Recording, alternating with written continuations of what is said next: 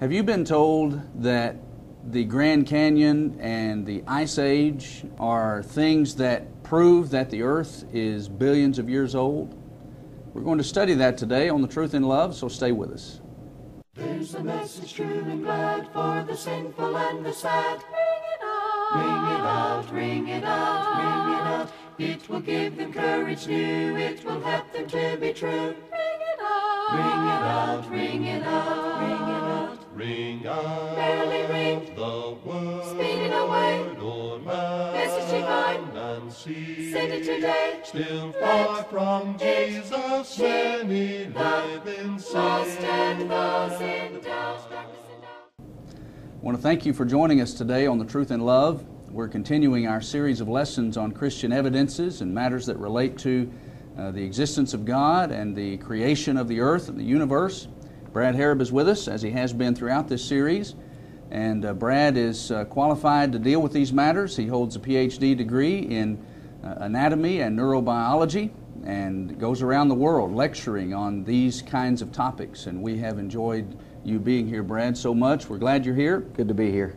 We've been discussing in the last few programs matters relating to the age of the earth and how the numbers that scientists give us are numbers that, first of all, don't square with what the Scriptures teach. And then on our last program, we talked about all of the scientific data, the scientific evidence that points not to an old earth, but to a young earth. And one of the things that stood out in something that Brad talked about on our last program was how that there are some 27 methods that are used to date the earth, and only 3 of them show an old earth. But we don't hear about those. We only hear about, or those are the only ones that we do hear about that show the old earth. We don't hear about the mountains of evidence that show it to be young. And so we didn't quite finish, Brad, with what we had intended to do with the last program, so we're going to kind of continue with that. Okay. And as I mentioned in the tease, a lot of people believe that the Grand Canyon and the different layers that are there can only be explained by millions of years of erosion, and then the Ice Age as well. And so we're going to talk about both of those topics, but let's take them one at a time. Let's talk about the Grand Canyon first. The Grand Canyon is a great evidence for a young Earth, even though a lot of evolutionists would probably gasp at that. The common story that young people are told is that a river cut that gorge over millions of years. Scientifically, we know today that it doesn't take millions of years for water to cut a gorge like that. In fact, there are 2 gorges in the United States that occurred in less than a month. Very similar in look and appearance to the Grand Canyon, not quite as big. But obviously, if they can happen in less than a month, you think about what could happen with, say, a global flood in a much shorter amount of time. A couple of things to think about when you think about the Grand Canyon itself.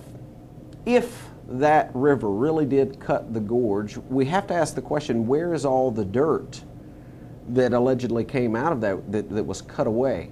You know, the answer, if you've been there, you know that it's nowhere near the canyon. A better explanation was that it was washed out quickly and that dirt is literally all over the United States. Another thing to think about is we know today there are striatal layers, those different colored layers that are on top that actually, according to evolutionist dating methods, are older than ones on the bottom. So you have an upside down geologic column, something that definitely shouldn't be there. I think everybody can probably picture all of those different color striatal layers, and one of the things that we just touched on briefly last time was the presence of polystrate fossils. That is, fossils that transcend through 2, 3, 4 of those different layers.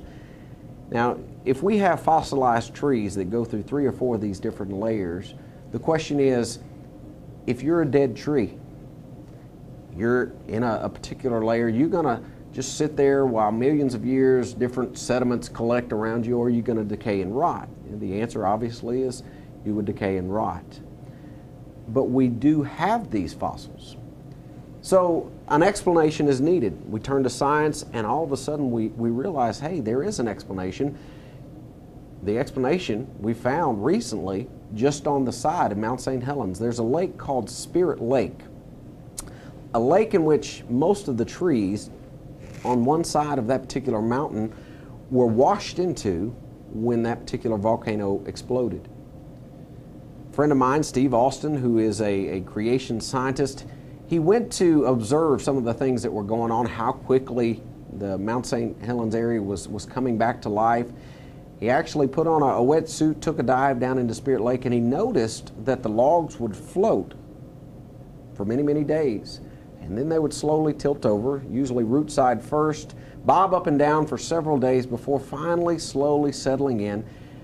But he noticed at the bottom of Spirit Lake there's what looks to appear to be a forest. They're actually standing uprightly as the sediment slowly settles down according to weight. You see, what we see going on right now in Spirit Lake is explaining to us how those polystrate fossils really could have, in fact, appeared on this earth. A global flood explains it very well. Those polystrate fossils, fossils that would transcend through 3 or 4 of those Grand Canyon layers, are proof positive that it didn't take millions and millions of years to form. In scientific circles, you talked on the last program about uniformity, as we were talking about radiometric dating, and that's one of the things that scientists, not only do they need a lot of time, but they need that as well. That's right. And they won't, many of them refuse to take into consideration, unless they're forced to, what they call in science catastrophism. That's right. And which would be things like volcanic eruptions and things of that sort. And one of the greatest catastrophes that can explain and does explain a lot of the things that we see is what you've been referencing, and that has to do with the flood. Yep, and when we look at mountaintops all over the planet, whether it be in the continental United States or whether it be in Asia, we find marine fossils on the tops of all of these different mountains. Now, you may be able to get away with saying that it was a local flood once or twice, but when you find that kind of evidence all over the planet, that particular excuse of just a local flood begins to wear very thin. Yeah, let's get into the flood a little bit, because it has some bearing on some other things that we're taught about the land. We're talking about the Grand Canyon and how that was formed. There are other land issues in the earth that when I was going to school were explained by evolutionary processes. The land bridge that was supposed to have existed, between Alaska and the Asian continent, the concept of Pangea. Yes. We're told that it takes billions of years for all that to work itself out to where we have what we have today.